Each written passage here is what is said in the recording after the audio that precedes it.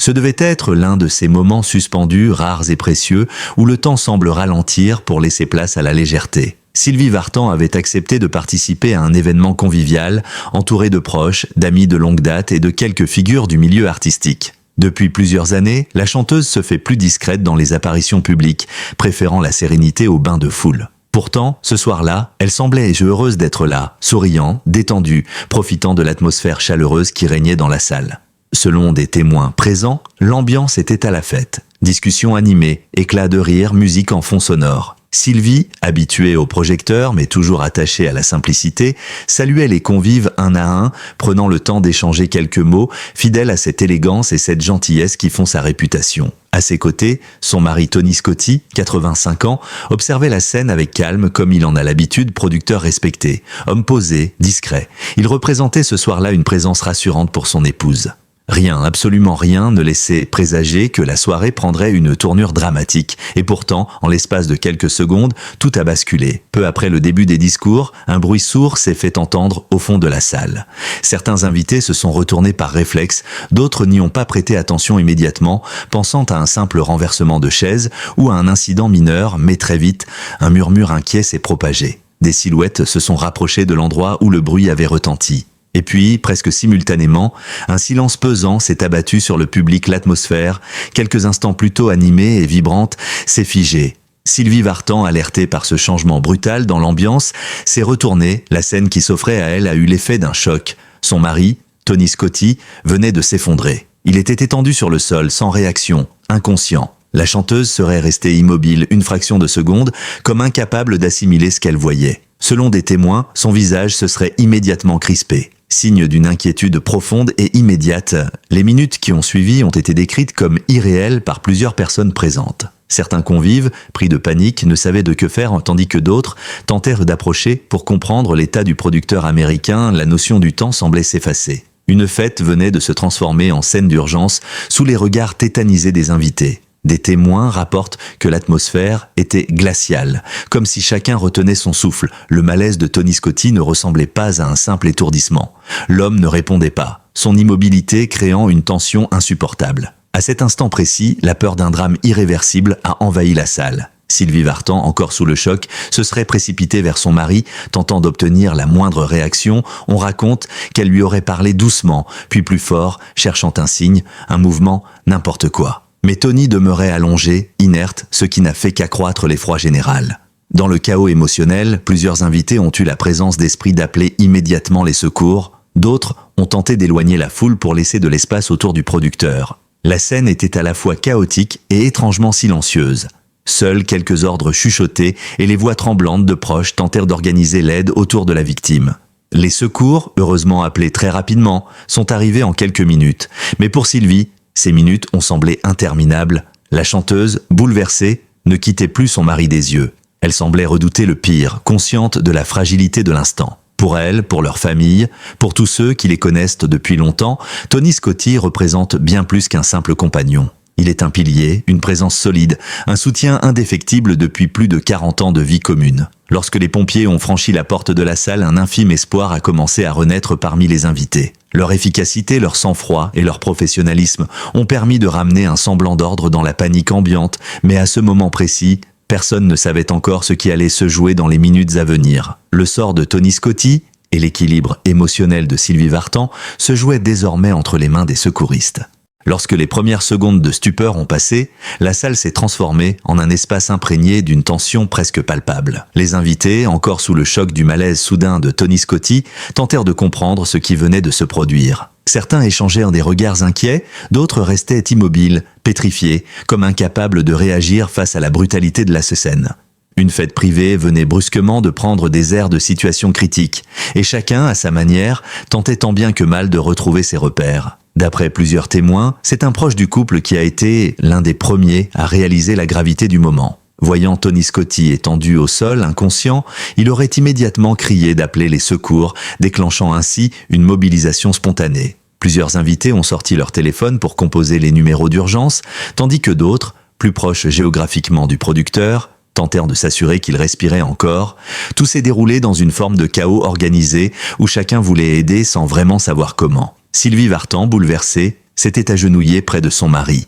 Les témoins décrivent une chanteuse à la fois paniquée et déterminée, cherchant au milieu de l'angoisse à rester lucide. Elle aurait posé une main sur le visage de Tony, puis sur son torse, dans un geste instinctif visant à vérifier s'il respirait.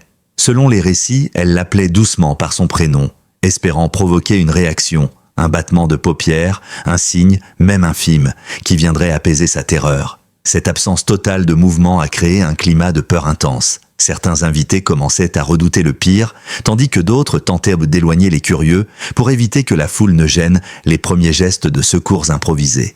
Un médecin généraliste, présent parmi les convives, a rapidement pris les choses en main. Selon les informations de la soirée, il se serait frayé un passage pour évaluer l'état de Tony Scotti et donner les premières indications. Ces mots, brefs et clairs, auraient contribué à maintenir un minimum de calme en attendant l'arrivée des professionnels. Heureusement, les secours ont été exceptionnellement rapides. Moins de 10 minutes après l'appel, une équipe de pompiers est arrivée sur place, équipée pour faire face aux situations d'urgence cardiaque et neurologique, les plus redoutées dans le cas d'un malaise soudain chez une personne âgée. Leur arrivée a marqué un véritable tournant dans la soirée. Une forme de respiration collective a semblé traverser la salle. Enfin, des mains expertes prenèrent la relève. À partir de cet instant, la scène a été entièrement prise en charge par les pompiers. Ils ont demandé à tout le monde de reculer, créant un périmètre de sécurité autour du corps inerte de Tony Scotti. La précision de leurs gestes contrastait avec le désarroi ambiant. L'un d'eux a tout de suite contrôlé le pouls, un autre a vérifié la respiration, tandis qu'un troisième préparait le matériel de réanimation. Sylvie Vartan, malgré la peur visible sur son visage, s'est efforcée de rester en retrait pour ne pas interrompre le travail essentiel des secouristes, mais on raconte qu'elle ne pouvait détacher ses yeux de son mari, comme si ce fil visuel suffisait à le maintenir en vie. D'après des sources présentes sur place, il y aurait eu un moment de grande tension lorsque les pompiers ont entrepris une manœuvre de réanimation. Ce geste, même lorsqu'il est préventif, crée toujours un choc émotionnel chez les proches. Certains invités auraient détourné le regard, incapables de supporter la scène. D'autres, au contraire, fixaient intensément l'intervention, comme pour accompagner Tony par la pensée. Quant à Sylvie, elle serait restée immobile, les mains tremblantes, les lèvres serrées, priant silencieusement pour que la situation s'améliore. Après plusieurs minutes de soins intensifs, les secouristes ont réussi à stabiliser le producteur. Cette amélioration relative a provoqué un soulagement perceptible dans l'assemblée. Les pompiers ont ensuite procédé à l'installation de Tony sur un brancard en prenant soin de le maintenir sous surveillance constante. Les conversations, jusque-là murmurées, avaient cessé. Le silence n'était plus celui de la stupeur initiale, mais plutôt celui d'une attente anxieuse. L'instant du départ vers l'hôpital a été particulièrement éprouvant. Sylvie Vartan a été invitée à suivre l'ambulance et les témoins rapportent qu'elle a quitté la salle d'un pas rapide mais vacillant, visiblement submergée par l'angoisse. Pour elle, l'incertitude venait de commencer. Que s'était-il vraiment passé? Tony allait-il se réveiller pleinement? L'origine du malaise était-elle bénigne ou annonciatrice d'un problème plus sérieux? Pendant que les secours quittaient les lieux, les invités, encore sous le choc, tentaient de reprendre leurs esprits. Beaucoup avaient du mal à croire que cette soirée si prometteuse s'était transformée en un événement tragique. En quelques secondes, les discussions tournaient autour d'un seul sujet. L'état de Tony Scotti et la détresse palpable de Sylvie, dont la soirée venait d'être bouleversée de la manière la plus brutale qui soit. Le couple venait d'entrer dans une épreuve dont personne, à ce stade, ne pouvait prévoir l'issue. Le transfert de Tony Scotti vers l'hôpital a marqué le début d'une période lourde d'incertitude pour Sylvie Vartan. Dès son arrivée aux urgences, le producteur américain de 85 ans a été pris en charge par une équipe médicale spécialisée dans les pathologies cardiovasculaires et neurologiques, les deux origines les plus fréquentes des malaises soudains chez les personnes âgées. La rapidité de l'intervention des secours laissait espérer un pronostic favorable, mais personne n'était en mesure de tirer des conclusions hâtives. Les premières heures ont été décisives. Comme l'expliquent plusieurs sources médicales interrogées dans des cas similaires, un malaise avec perte de connaissance chez un patient âgé nécessite toujours une batterie d'examens poussée. Dès son admission, Tony Scotti a ainsi été soumise à un électrocardiogramme, à une prise de sang complète, puis à un scanner cérébral destiné à exclure tout accident vasculaire. Les médecins, extrêmement prudents, ont recommandé une hospitalisation prolongée afin de comprendre ce qui avait conduit à cette perte de connaissance brutale. Pour Sylvie Vartan, ses premières heures ont été parmi les plus éprouvantes de sa vie. La chanteuse est restée à l'hôpital jusqu'à très tard dans la nuit, malgré la fatigue et le choc émotionnel. Selon un proche, elle serait restée assise dans le couloir, les mains jointes, refusant de partir tant qu'elle n'avait pas la certitude que les médecins avaient stabilisé son mari. Ceux qui l'ont aperçue décrivent une femme extrêmement digne, le regard inquiet, mais déterminée à affronter cette épreuve à ses côtés. Le lendemain, les médecins ont expliqué à Sylvie que l'hospitalisation durerait probablement plusieurs jours. Ils voulaient observer l'évolution de l'état de Tony, s'assurer qu'il ne présentait aucun signe d'anomalie cardiaque ni de problème neurologique latent. Nous devons comprendre l'origine du malaise avant de le laisser sortir, aurait déclaré un membre de l'équipe médicale. Cette phrase, lourde de sens, a confirmé à Sylvie que le chemin vers la sérénité serait encore long. Durant les 5 jours d'hospitalisation, la présence de Sylvie Vartan n'a jamais faibli. La chanteuse se rendait chaque matin auprès de son mari, parfois avant même l'ouverture officielle des visites, et restait jusqu'à la fin de l'après-midi. À 79 ans, elle a traversé cette épreuve avec une force remarquable, celle de quelqu'un qui refuse d'abandonner. Plusieurs membres du personnel hospitalier auraient été touchés par sa bienveillance et son calme malgré la tension palpable.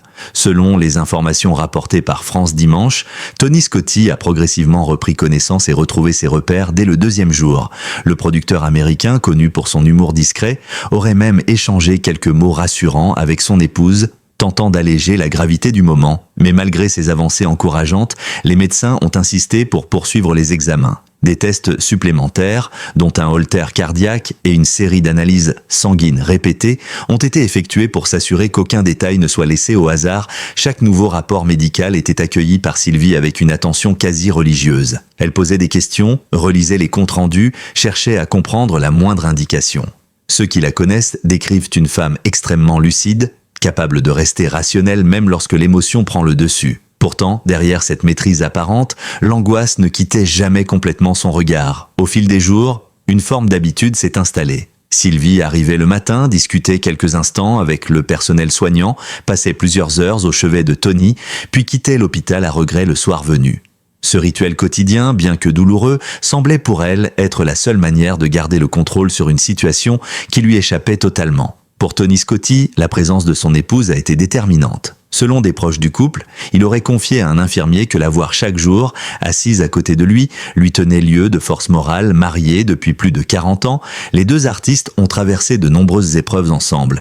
Mais très peu auraient pensé que ce malaise inattendu deviendrait l'un des moments les plus difficiles de leur histoire commune. À l'extérieur de l'hôpital, les nouvelles commençaient à circuler dans les médias, suscitant une vague d'inquiétude parmi les fans de la chanteuse. Beaucoup redoutaient que l'état de Tony soit plus grave que ce que les premières informations laissaient entendre. Des messages de soutien ont afflué sur les réseaux sociaux. Preuve que leur couple continue de toucher une génération entière. Au 5e jour d'hospitalisation, les médecins ont finalement livré un premier bilan rassurant. Aucun signe d'accident cardiaque, aucun symptôme neurologique anormal, aucun trouble physiologique important n'avait été détecté. L'origine du malaise restait mystérieuse, mais la vie de Tony n'était plus en danger immédiat. Sylvie, en apprenant la nouvelle, aurait laissé échapper un long soupir de soulagement, comme si une chape de plomb venait enfin d'être retirée de ses épaules. Au terme de 5 jours d'examens intensifs, les médecins ont finalement dressé un premier bilan qui, contre toute attente, se révélait encourageant. Les multiples tests réalisés,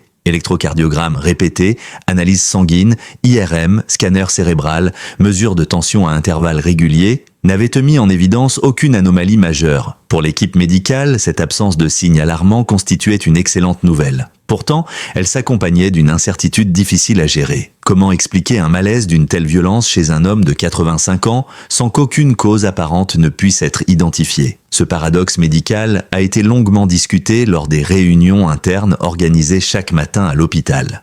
Les médecins, prudents, ont admis que certains malaises soudains peuvent parfois survenir sans cause pathologique clairement identifiable. Il peut s'agir d'un malaise vagal intense, d'une fatigue accumulée, d'un stress non perçu ou même d'une déshydratation, a expliqué un spécialiste à Sylvie Vartan, tentant de l'apaiser tout en restant fidèle à la rigueur scientifique. Toutefois, l'idée que tout puisse revenir à un simple épisode passager n'a pas suffi à dissiper totalement l'angoisse née de l'effondrement brutal de Tony Scotti. Pour Sylvie Vartan, cette absence de réponse claire a été particulièrement difficile à accepter. Si les résultats médicaux étaient rassurants, l'incertitude entourant l'origine du malaise la plongeait dans un état d'inquiétude sourde. Selon un proche du couple, elle aurait confié que ne pas savoir était à sa manière plus terrifiant que d'affronter un diagnostic précis, car un diagnostic, même grave, apporte des repères. Un malaise inexpliqué, lui, laisse planer la menace d'un nouvel épisode imprévisible, potentiellement plus dangereux. Les médecins ont néanmoins pris le temps de rassurer la chanteuse. Ils l'ont informée que les paramètres physiologiques de son mari étaient de bons,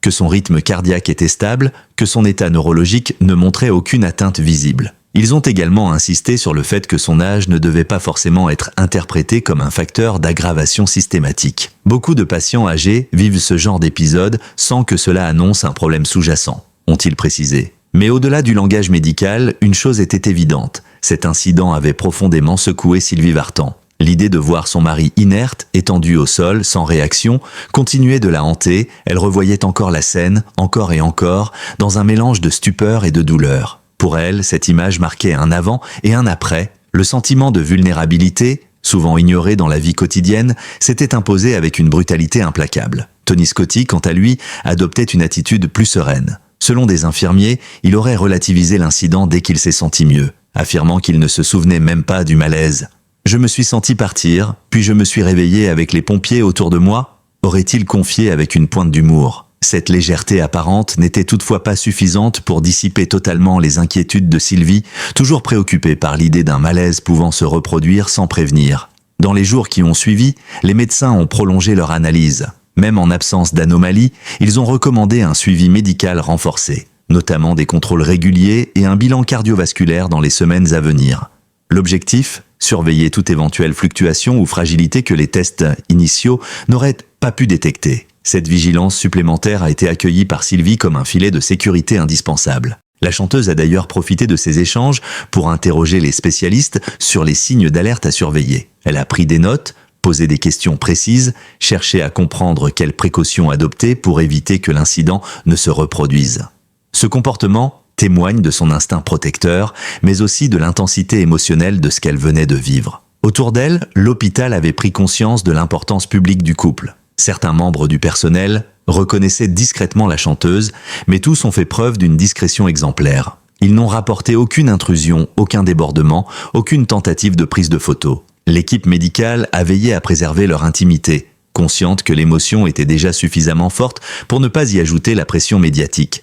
Lorsque les médecins ont finalement confirmé que Tony serait autorisé à rentrer chez lui, sous réserve d'un suivi, Sylvie Vartan a été submergée par un mélange de soulagement et d'appréhension. Soulagée parce que son mari sortait de l'hôpital avec un diagnostic rassurant. Appréhensive parce qu'elle savait désormais que l'imprévisible faisait partie de leur vie.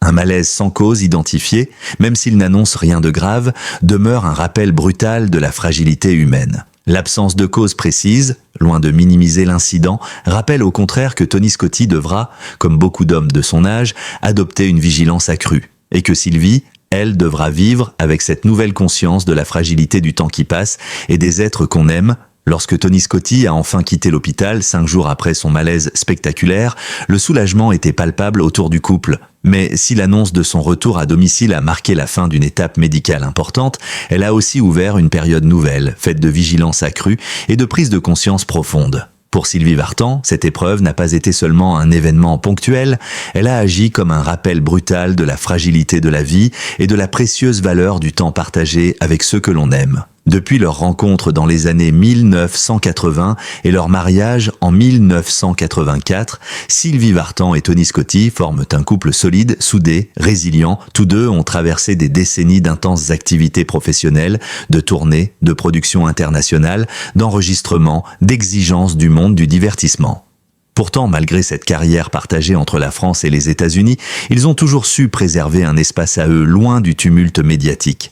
Ce malaise soudain survenu au beau milieu d'une soirée qui devait être chaleureuse est venu briser, l'espace d'un instant, l'illusion d'une stabilité à toute épreuve. Selon leur entourage, Sylvie a profondément changé dans les jours qui ont suivi l'épisode. Ceux qui l'ont vue affirment qu'elle affiche une douceur encore plus grande que d'habitude, mêlée à une vigilance nouvelle.